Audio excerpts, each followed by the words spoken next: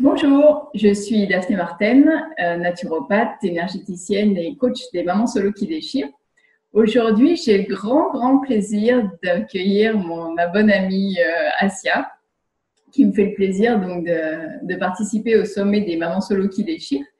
Asia, donc tu es accompagnatrice intuitive. Je lis mes Oui, notes bonjour à tous. pour être Oui, sûre. tout à fait.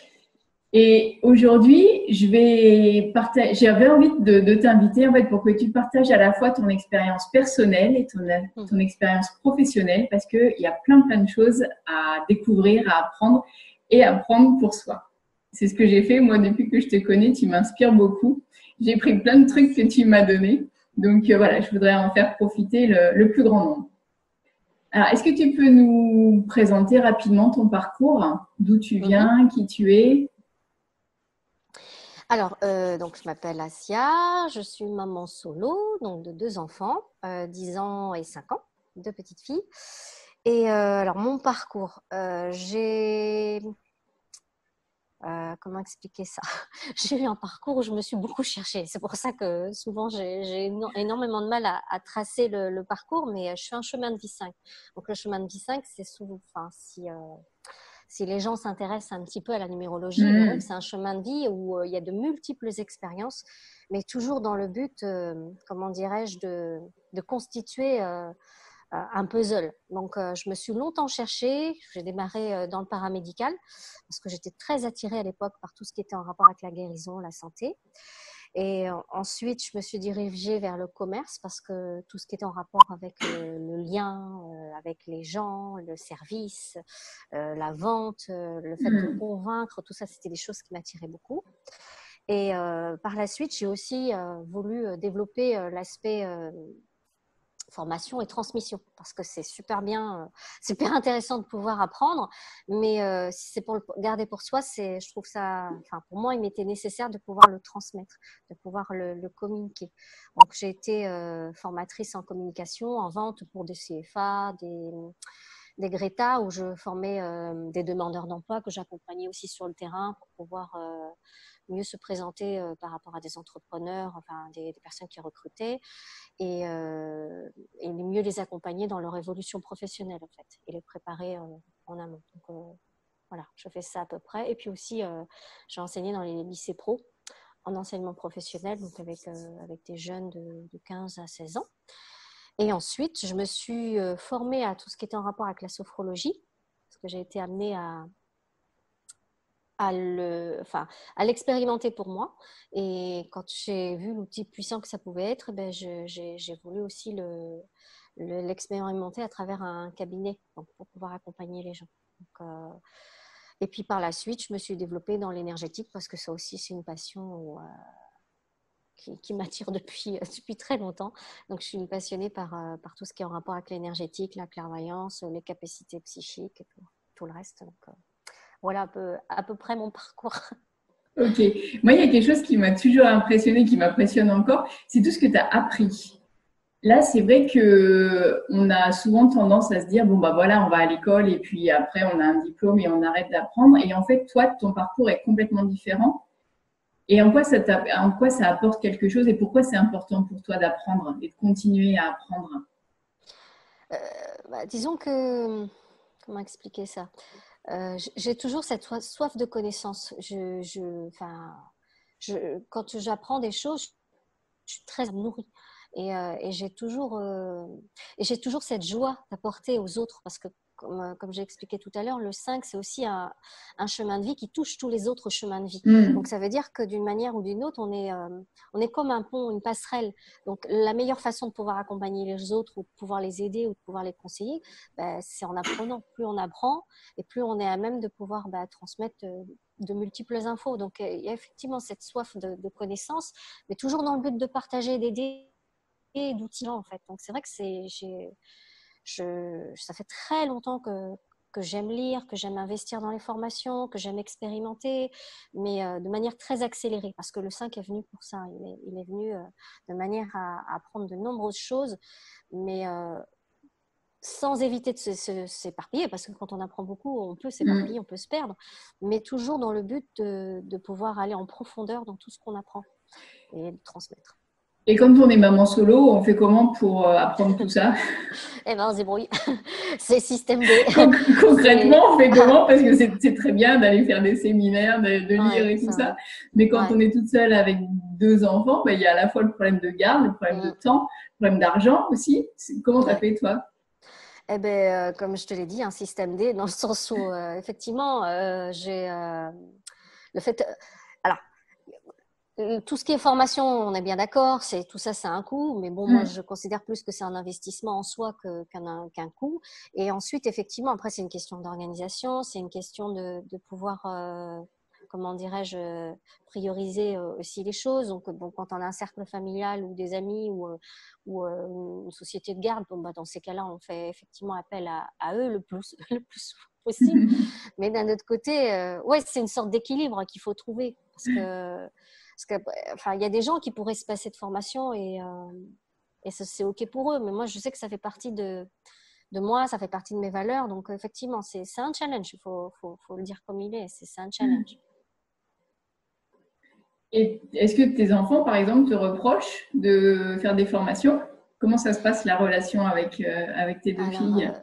mes enfants, c'est vrai que le fait d'avoir, comment dirais-je, j'ai remarqué qu'à partir du moment où on a divorcé avec mon ex-mari, elles ont eu une sorte d'inquiétude ça déstabilisait la dynamique familiale. Donc, du coup, Mm. effectivement, le fait que j'aille souvent en formation, c'est quelque chose qui pouvait euh, les inquiéter. Mais en fait, c'était les rassurer, leur expliquer que, ben voilà, que maman va avec des formations, que ces formations étaient importantes pour elle, que je pouvais contribuer déjà à mon propre bonheur, mais aussi aux autres. Donc, c'est quelque chose, à partir du moment où tu l'expliques, Mm.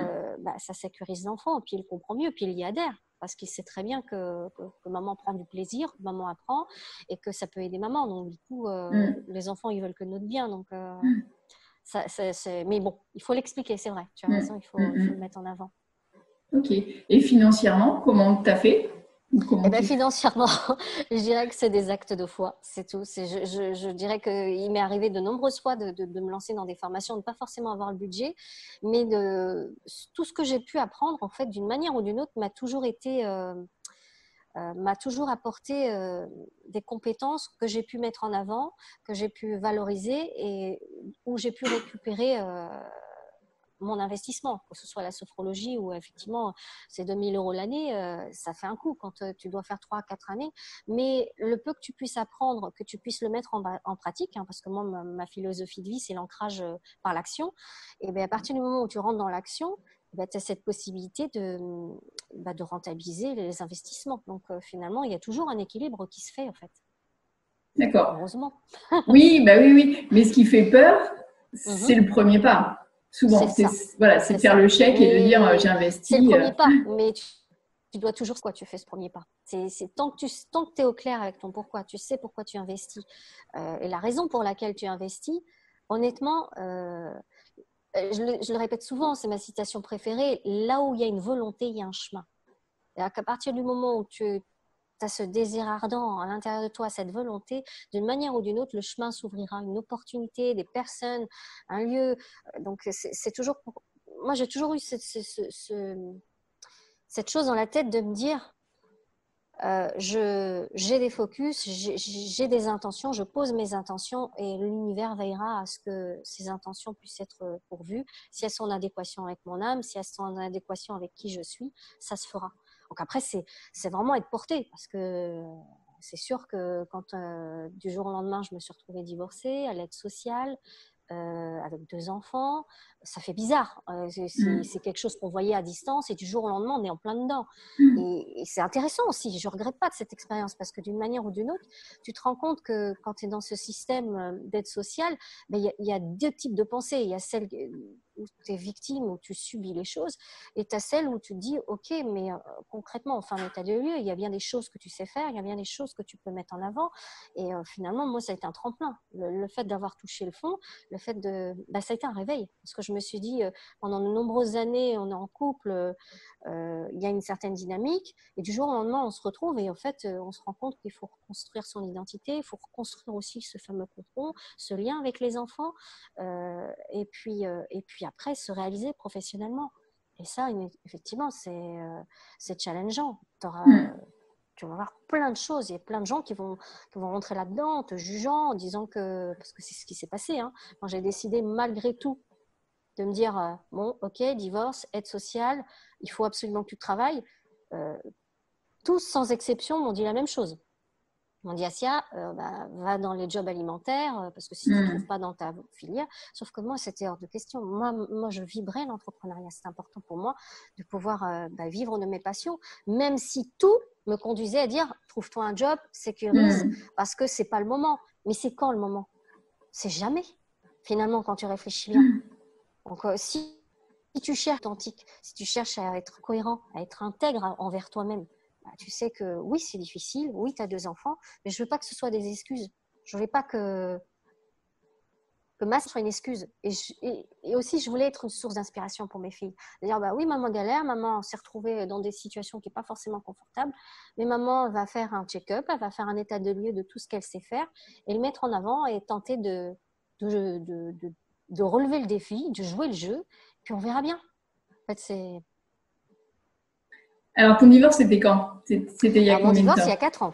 Il y a 4 ans, d'accord. Ouais. Et donc, en 4 ans, donc, tu nous as expliqué, comme beaucoup de mamans, hein, souvent, quand on divorce, tout explose et on doit repartir de zéro, que ce soit financièrement, au niveau logement, au niveau de la relation avec les enfants. Enfin, vraiment, c'est vraiment une grosse reconstruction. Donc, toi, ça fait 4 ans. Au bout de 4 ans, t'en es où maintenant? Et au bout de 4 ans, j'ai donc lancé mon cabinet d'accompagnement en énergétique, donc sur Angers, et ça se passe très bien. Et donc, j'ai réussi à en vivre très rapidement quand je me suis fait accompagner par la boutique de gestion. C'est assez intéressant de voir à quel point ils vous conditionnent dès le départ en vous faisant comprendre que non, c'est pas possible d'envisager une activité et d'en vivre dès le démarrage, qu'il faut aussi considérer que ça peut être une activité complémentaire. Mais sauf qu'encore une fois, tout dépend du focus et de ce que tu demandes et de ce que tu mets en place. Donc, moi, je sais que c'était non négociable avec 2 enfants à charge, c'était pas possible. Donc, j'ai fait en sorte de pouvoir en vivre, même si je cache pas qu'au départ ça a été rude, mais n'empêche que quand on veut, on peut, quoi. Et puis récemment là, j'ai ouvert une nouvelle école pour pouvoir accompagner les entrepreneurs à se développer, à se déployer dans leur activité, toutes les activités qui contribuent à l'humain. En fait, c'était surtout ça ma vision. Donc, j'ai créé une école qui s'appelle Entrepreneurs d'avant-garde, mais ma vision, c'était surtout de pouvoir accompagner des gens à travers, comment dirais-je, à travers leur passion, sans faire une activité, mais en cohérence avec ce qui vibre réellement, en cohérence et en alignement avec ce qu'ils sont venus faire ici. D'accord. Et est-ce que tu les aides aussi? Parce qu'il y a peut-être des mamans que ça intéresse, qui disent, ah bah oui, j'aimerais bien, je m'ennuie dans mon job et j'aimerais bien être à mon compte, mais je ne sais pas du tout ce que je veux faire. Comment on fait dans ces cas-là? Ouais, alors, dans ces cas-là, ce qui est intéressant, c'est de voir sa mission de vie, c'est de voir concrètement… moi, je sais que je m'appuie vachement sur la numérologie parce qu'elle m'a beaucoup aidée. Je sais que c'est de faire un état des lieux, en fait, et souvent, la numérologie peut t'aider à la numérologie humaniste. Il y a beaucoup de numérologie qui existent qui peuvent t'aider à faire un état des lieux. Pour ceux qui ne connaissent pas la numérologie, c'est utiliser ta date de naissance, c'est ça? Voilà, la date de naissance, jour, le mois et l'année. Et déjà, à travers le jour, connaître ton énergie de naissance. À travers le mois, tu peux connaître la manière, par exemple, dont tu te ressources, comment tu fonctionnes. À travers la date de naissance, tu peux connaître ton mental, comment il est dirigé et la manière dont tu peux servir ta mission de vie, par quoi tu dois absolument passer et à quoi tu es appelé à faire. Donc, moi, souvent, quand j'accompagne, je regarde la date de naissance. Les gens peuvent me raconter ce qu'ils veulent. C'est pas le plus important. Le plus important, c'est la date de naissance parce elle engramme des messages, des informations tellement puissantes que c'est un bel outil. D'accord. Donc, avec sa date de naissance, on peut avoir une idée bien précise. Il y a déjà beaucoup de choses. Oui, beaucoup de choses qui peuvent permettre qui inclinent. Ça ne détermine pas, mais ça incline très fortement. D'accord. Et on peut le faire pour ses enfants, pour les aider, pour les accompagner? Oui, j'avais créé un programme de numérologie justement que j'avais mis en ligne et j'avais pu recueillir pas mal de témoignages de personnes qui m'ont expliqué un papa qui, grâce à la numérologie, j'ai pu comprendre mes enfants, ma femme, alors que j'avais énormément de mal. Donc, ça crée de l'harmonie, ça permet de comprendre que tu ne peux pas demander à ton enfant certaines choses si lui, il est appelé à expérimenter d'autres choses. Donc, c'est juste apporter de la cohérence. un éclairage, je dirais, un axe, une autre façon, un autre niveau de lecture, en fait. C'est surtout ça. D'accord. Parce que c'est vrai que dans les parents que j'accompagne, la grosse difficulté, c'est de se rendre compte que l'enfant est différent de soi-même, qu'il a une façon de fonctionner différente, qu'il a des intérêts différents, et parfois on est complètement démunis. Tout à fait. Donc ça peut aider en fait. Ouais, ça peut aider. Mais après, ce qui est intéressant dans ce que tu dis, c'est que souvent, nos enfants, c'est nos révélateurs. Donc, il faut voir qu'il y a souvent un effet miroir. Donc, souvent, quand l'enfant a certaines choses, il faut aussi se poser la question si c'est pas nous qui les portons. Et puis, savoir se dire. Mais pour moi, ouais, ils sont nos révélateurs, ils sont nos lumières et sont nos enseignants. Ils sont venus nous guider. Finalement, on pense que c'est nous qui accompagnons, mais en fait, non, la connaissance, il l'a déjà. Hein. Il est juste venu expérimenter certaines choses pour t'obliger toi à grandir, à te positionner différemment. C'est effectivement le même message que je transmets, avec lequel j'accompagne les mamans. Ouais. Donc, on est vraiment sur la même longueur d'onde par rapport aux enfants enseignants. Tout à fait.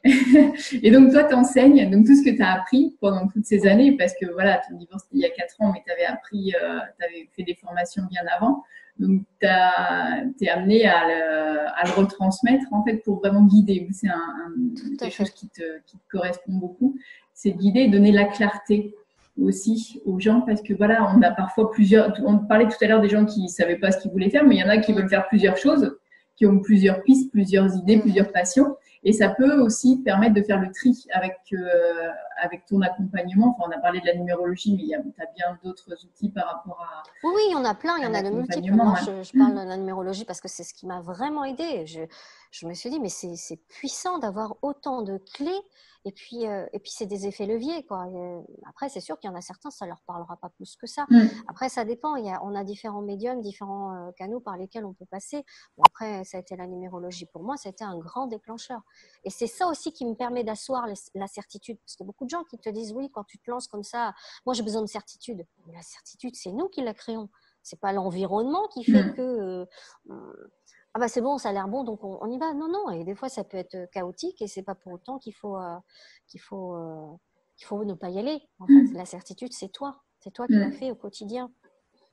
Effectivement, quand on veut se lancer en entrepreneuriat, c'est super important d'asseoir et d'être sûr de soi. Effectivement, quand l'environnement autour de nous est pas forcément porteur, c'est important d'avoir quelqu'un qui croit en nous. Enfin voilà, c'est pour ça que c'est important d'avoir un coach et un accompagnement. Mais pour avoir des bases solides aussi. Pour avoir des bases solides. Après, c'est intéressant que tu parles de l'environnement parce que alors moi, le mien, je veux dire que d'une manière ou d'une autre, j'ai pas eu forcément le soutien fallait, mais encore une fois, je comprends, on est dans des niveaux de conscience différents. C'est leur peur qui projette à travers ce que toi tu fais, c'est leur peur. Et c'est pas forcément malveillant, c'est au contraire, pour eux, ils pensent que en te prévenant, ils t'épargnent certaines expériences. Mais d'un autre côté, le fait de pouvoir aimer quelqu'un de manière inconditionnelle, c'est d'accepter qu'il puisse aussi emprunter des chemins qui ne sont pas forcément ceux que tu aurais empruntés. Et il en fera son expérience, il en fera sa synthèse et sa conclusion. Donc, quelque part, c'est pour tous ceux qui, des fois, se sentent pas forcément soutenus, pas forcément compris, je dirais que l'essentiel, c'est de s'entourer d'une dynamique différente, de personnes qui ont une optique différente, de gens qui réussissent ou en tout cas qui sont en chemin. C'est beaucoup plus porteur, c'est sûr. Et puis après, c'est pas forcément exposer vos projets à la famille, même si quelque part, on cherche une certaine reconnaissance, parce qu'à travers ça, c'est souvent parce qu'on manque de connaissances, de reconnaissance. La reconnaissance, j'avais un formateur qui m'expliquait dans l'énergétique, qui me disait que la reconnaissance, il ne fallait pas l'attendre sur le plan terrestre, il fallait l'attendre là-haut. La reconnaissance des cieux, mais pas forcément sur le plan terrestre. Et je trouvais ça intéressant. Je me disais, c'est vrai qu'on a tendance à ça. On cherche aussi cette légitimité. On a forcément, on dit peut-être que c'est pas juste, mais d'un autre côté, si tu testes jamais, comment tu peux savoir si c'est légitime ou pas?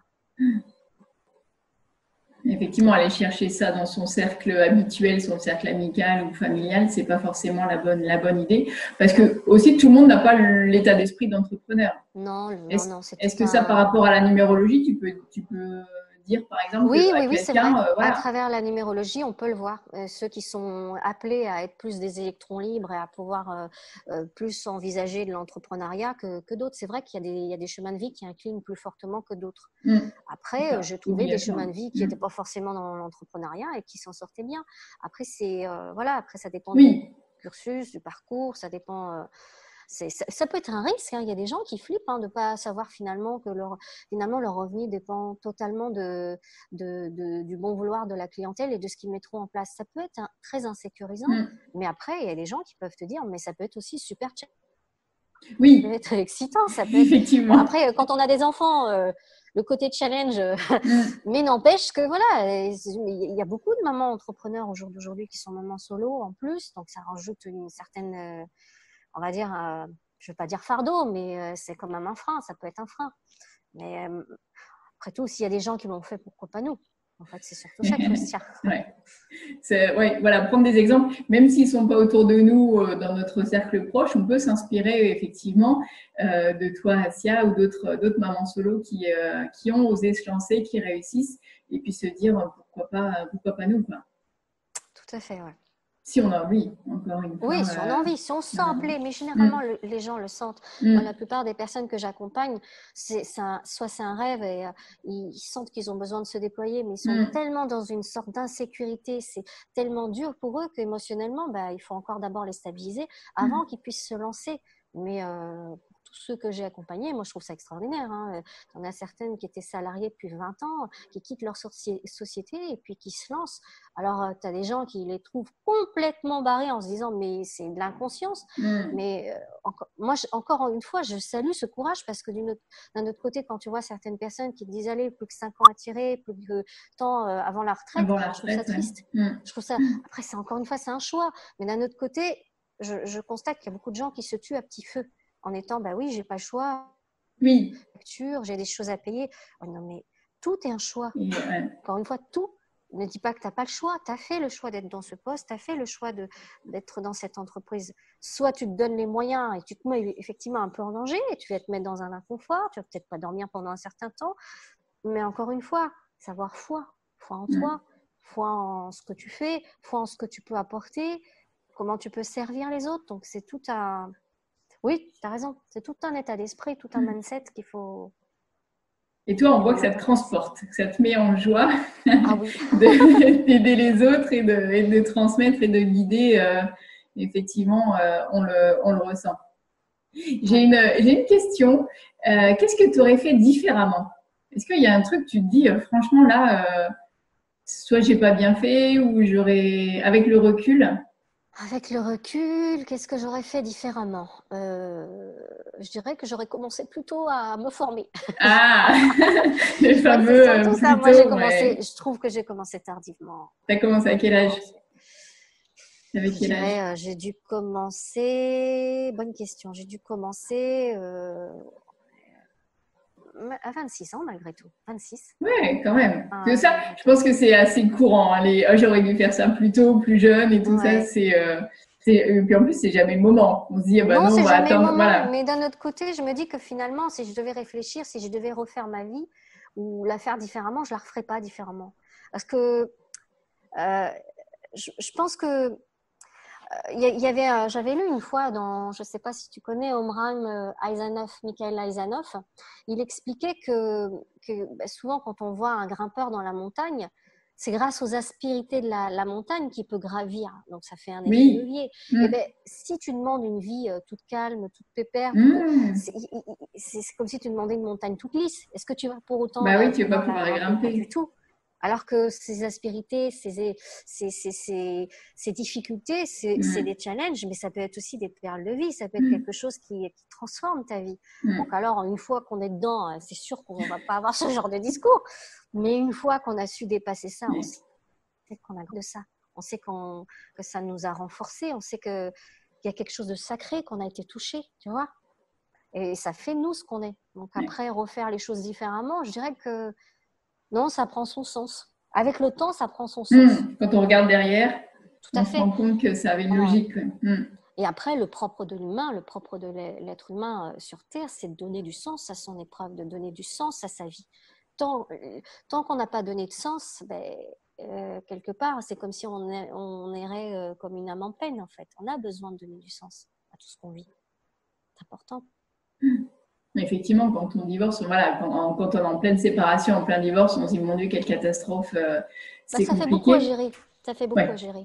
On a peur pour les enfants, on est dans une espèce de culpabilité par rapport à la séparation, par Mm. rapport au fait qu'on sait que voilà, nos enfants vont pas forcément grandir comme nous, sinon nos parents étaient un couple modèle entre guillemets, ou qu'en tout cas on a eu un père et une mère. Il y a plein de choses qui se passent psychologiquement, c'est sûr.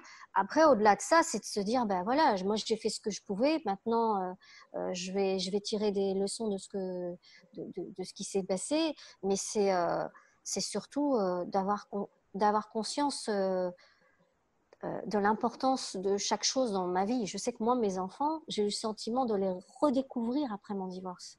C'est comme si, Mm. enfin, il y a un avant et un après. C'est aussi bizarre que ça puisse paraître. Alors, je ne sais pas ce qui s'est passé, mais j'ai senti que nos échanges étaient beaucoup plus de qualité qu'avant. Donc, est-ce que c'est à cause de la dynamique qui a changé? Est-ce que c'est... Bon, après, il y a eu tout un travail sur la culpabilité, sur plein de choses, sur l'insécurité, sur est-ce que toute seule, je vais mieux m'en sortir qu'en étant en couple? Est-ce que le fait de jouer le papa et la maman, est-ce que Mm. mon positionnement est juste? C'est pas toi-même, tu dois le savoir. C'est pas forcément des choses qui... Mm. Et après, tu as ta propre identité aussi, en dehors de la dynamique familiale et des enfants. Mm. C'est toi aussi, en tant que femme, le fait d'être maman solo, est-ce que tu t'y retrouves? Est-ce que finalement tu te connais? Enfin, c'est tout ça, quoi. Mm. C'est sûr que c'est un beau challenge. Ah oui. Mais moi, je préfère le prendre comme une renaissance, en fait.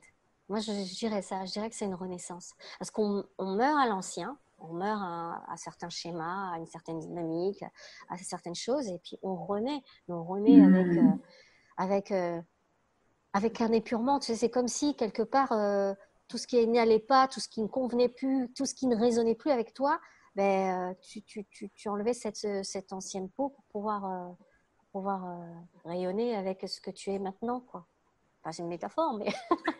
Mais c'est très beau, c'est très parlant. Je pense que ça va parler à beaucoup de mamans qui sont soit en séparation, soit depuis quelques années solo et voilà, qui ont du mal à trouver leur identité. Mais effectivement, voir la séparation comme une renaissance, c'est une très belle image. Voilà, et je te propose de conclure là-dessus. Oui. Donc, est-ce que tu veux redonner les coordonnées de l'école pour celles qui sont intéressées ou ton site internet? Oui, alors sur mon site internet, donc c'est asialecturesoinsénergétiques.fr. Et là, vous pouvez aller sur l'onglet produits en ligne et vous aurez un icône qui parle d'entrepreneurs d'avant-garde si toutefois vous êtes intéressé par cette approche. Voilà. Voilà, ou si vous connaissez quelqu'un, parce que voilà, on n'est pas forcément soit intéressé, mais on connaît quelqu'un qui en a parlé, une collègue, une amie, une copine, et ça fait toujours du bien de faire passer l'information quand on a des belles personnes avec qui travailler. Merci. Merci beaucoup, Asia. Merci et puis, à toi, merci de ta participation au sommet mondial des mamans solo qui déchirent. Au super sommet. On va tous déchirer, c'est sûr. Yes. À bientôt. Bonne journée. Au revoir. Au revoir.